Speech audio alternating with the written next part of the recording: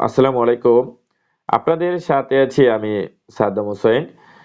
ভিডিওতে আলোচনা করব যে শুকনো কাশি কি বা ড্রাই কফ কি বলে বা শুকনো কাশির কারণ কি এবং সেটার প্রধান যে লক্ষণ বা উপসর্গগুলো কি, তার কারণ কি রয়েছে এবং এর থেকে আমাদের যে কিভাবে আমরা এটা থেকে নিস্তার পেতে পারি বা এটাকে কিভাবে নির্ণয় করে চিকিৎসা করা হয়, সে বিষয়টি নিয়ে বিস্তারিত আলোচনা করব।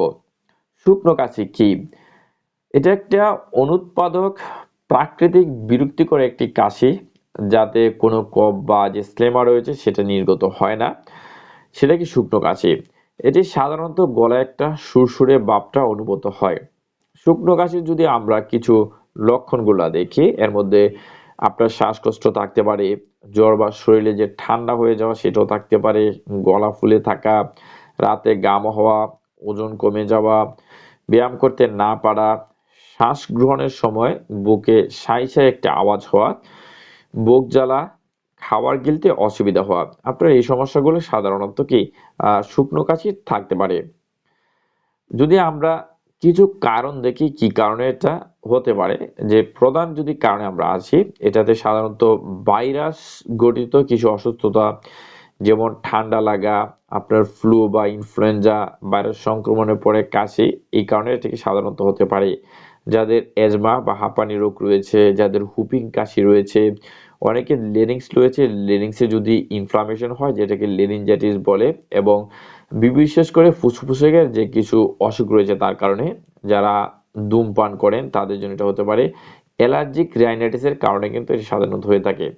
কিছু ওষুধের পার্শ্ব প্রতিক্রিয়া, যেমন কিছু হাই প্রেশার ওষুধ হতে পারে, একটি গ্যাস্ট্রো ইসোফেজিয়াল যে রিফ্লেক্স ডিজিজ রয়েছে সেটার কারণে হয়, এবং যাদের নাক ডাকা বা স্লিপ অ্যাপনিয়ার সমস্যা রয়েছে তাদের কারণে কিন্তু এটা হয়ে থাকতে পারে।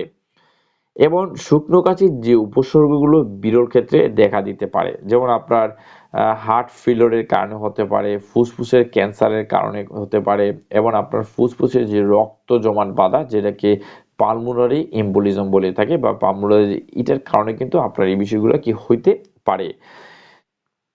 শুকনো কাশিকে সাধারণত কিভাবে নির্ণয় করা হয় এবং এটাকে চিকিৎসা করা হয়।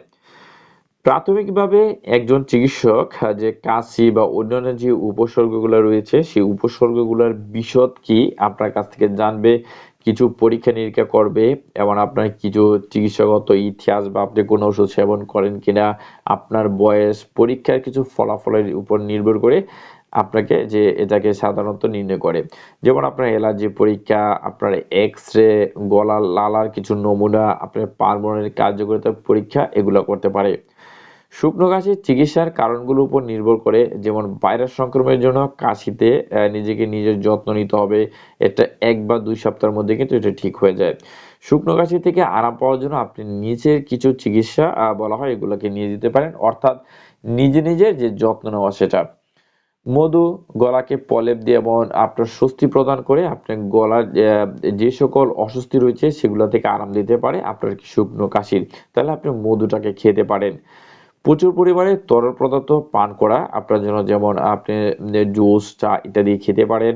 লবণ জলে আপনি গাগলটাকে করতে পারেন, এবং শুষ্ক কাশির জন্য গলা ফুলে যাওয়া যে সমস্যা রয়েছে সেটা থেকেও কিন্তু আপনাকে আরাম দিতে পারে। কিছু বিশেষ করে ওষুধ নেওয়া বন্ধ করে দেওয়া, যেমন আপনার এসি ইনহিবিটর, বিটা ব্লকার, যার জন্য শুকনো কাশি হয়, এবং আপনার চিকিৎসকের সাথে পরামর্শ করে সেই ওষুধগুলোকে আপনি কি বদল করে নিতে পারেন। কাশির দমক কম হওয়ার জন্য আপনি চুমুক দিয়ে কি জল খেতে থাকতে পারেন। কাশির দমনকারী কিছু লজেন্স রয়েছে সেগুলোকে আপনি খেতে পারেন।